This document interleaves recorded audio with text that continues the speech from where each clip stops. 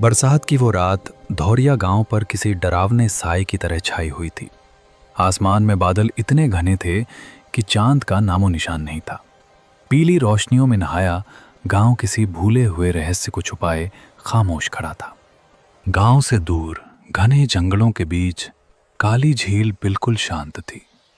उसका पानी इतना गहरा था कि उसमें पेड़ों की टेढ़ी मेढ़ी परछाइयां डरावनी लग रही थीं, जैसे झील सब कुछ निगल जाना चाहती हो। झील के किनारे पड़े पुराने जूते, टूटा हुआ लालटेन और फटी हुई शॉल इस बात की गवाही दे रहे थे कि यहाँ से लोग सिर्फ गायब नहीं हुए, यहाँ कुछ छुपाया गया था।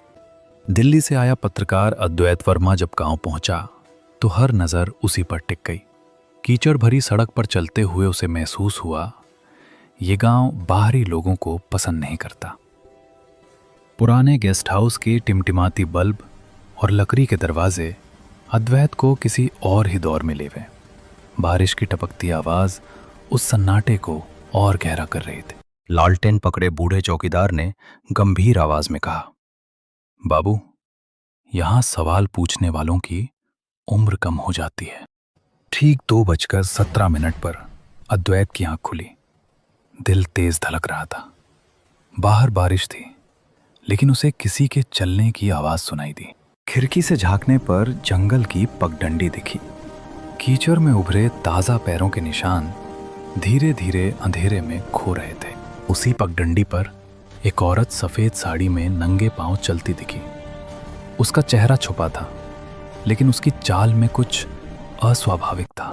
वो औरत अचानक मुड़ी और झील की ओर बढ़ गई, जैसे कोई अदृश्य शक्ति उसे बुला रही हो।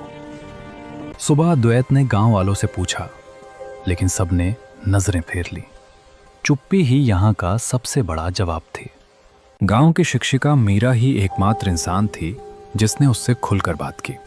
उसकी आंखों में डर था, लेकिन सच बोलने की हिम्मत भी। मीरा ने एक पुरानी फाइल दिखाई। उस पर लिखा था सावित्री देवी।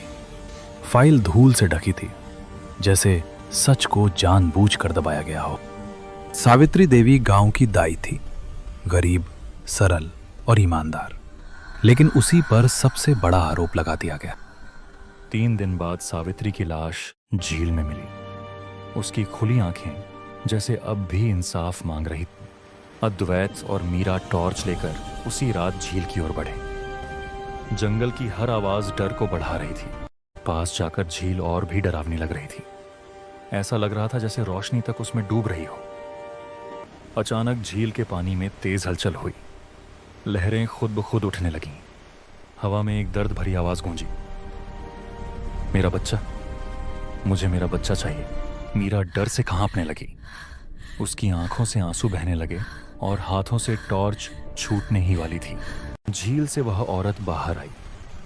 लाल आंखें, नीले होंठ और भीगी सफेद साड़ी। वह कोई इंसान नहीं। यह दृश्य देखते ही अद्वैत जमीन पर गिर पड़ा और बेहोश हो गया। होश आने पर वह गांव के पुराने अस्पताल में था। दीवारें भी जैसे डर की कहानी सुना रही थीं। मीरा ने बताया, सावित्री का बच्चा नहीं, बल्कि गांव के मुखिया का अवैध बेटा मारा गया था। सच छुपाने के लिए मुखिया ने सावित्री को बलि का बकरा बना दिया। जब अद्वैत ने सब रिकॉर्ड किया, उसी रात मुखिया के आदमियों ने उसे पकड़ लिया।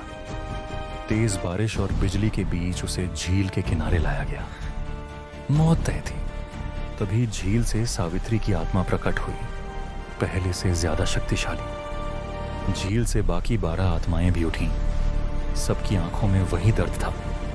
मुखिया और उसके आदमी चीखते हुए झील में खींच गए। इंसाफ पूरा हुआ। सुबह झील पहली बार साफ दिखी। गांव में अजीब सी शांति थी। अद्वैत की रिपोर्ट छपी, काली झील का सच। आज भी कहते हैं, शांत रातों में झील के पास एक मां अपने बच्चे को गोद में लिए मुस्कुराती दिखती है, क्योंकि अब उसे इंसाफ मिल चुका है।